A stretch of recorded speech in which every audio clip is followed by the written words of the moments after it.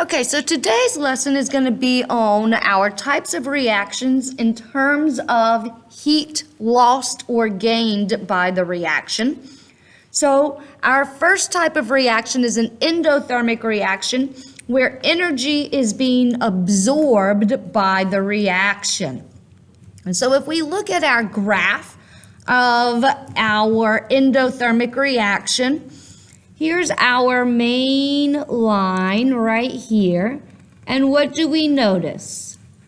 All right, reactants are still on the left, products are on the right. So when we write an equation, we put the reactants on the left side, products on the right side.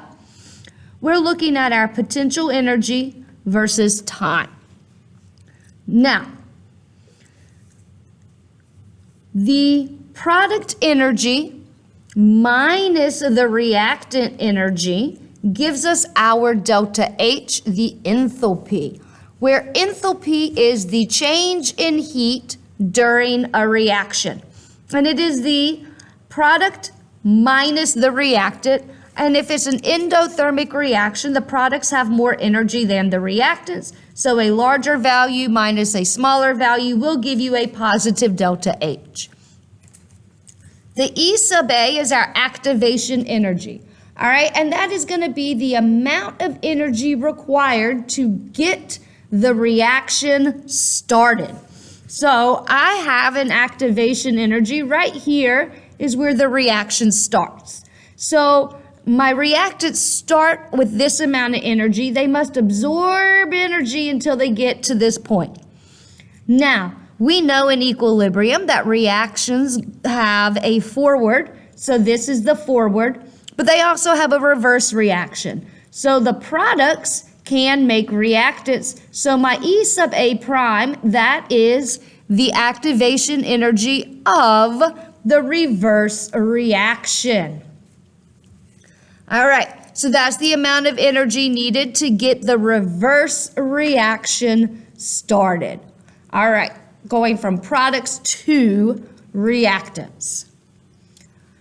Our second type of equation, or not equation, type of reaction would be an exothermic, and this is where we have an overall release in energy from the reaction. So we've got our same graph, but it does look a little bit different.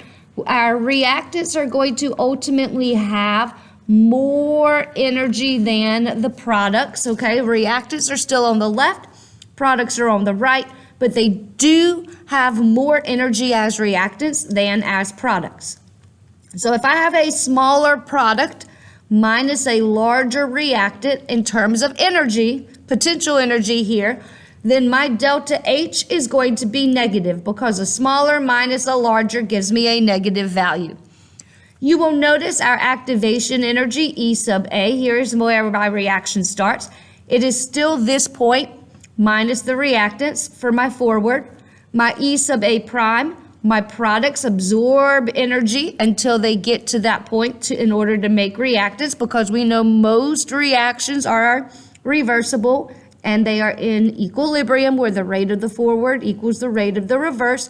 So we have a forward and a reverse activation energy. Now, how do we collect this data? All right, if we were in the lab and we were collecting it, we would do so based on a temperature change, where we have our reaction and then the surroundings. So let's say this is a beaker, and in the beaker I have some water, and let's say I add in some substances into that water to allow a reaction to occur. Okay, so these guys are reacting. That is my reaction. But there's truthfully no way for me to actually measure the reaction. What am I measuring? I'm measuring the change in temperature of the water. The water is the surroundings. All right, so I measure the surroundings, but I have to apply it back to the reaction, which we call the system. And this really tricks students up sometimes, all right, because it's really difficult to think of in terms of, all right, I'm not actually measuring the reaction, all right? So how am I going to apply that back? All right, if I see a decrease in temperature, remember, I'm not measuring the reaction, I'm measuring the surroundings, what's going on around it. So I go from, say, 50 to 30. Where did that heat go? If the surroundings decreases, where did that heat go? Into the reaction. The reaction absorbed that heat. So the heat was removed from the surroundings and given to the reaction. And so a reaction that absorbs heat would be endothermic. Same thing here in terms of our change in temperature, but opposite. So I increase temperature, say 20 to 45.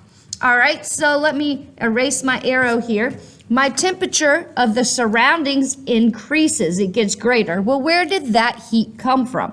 The reaction gave heat to the surroundings.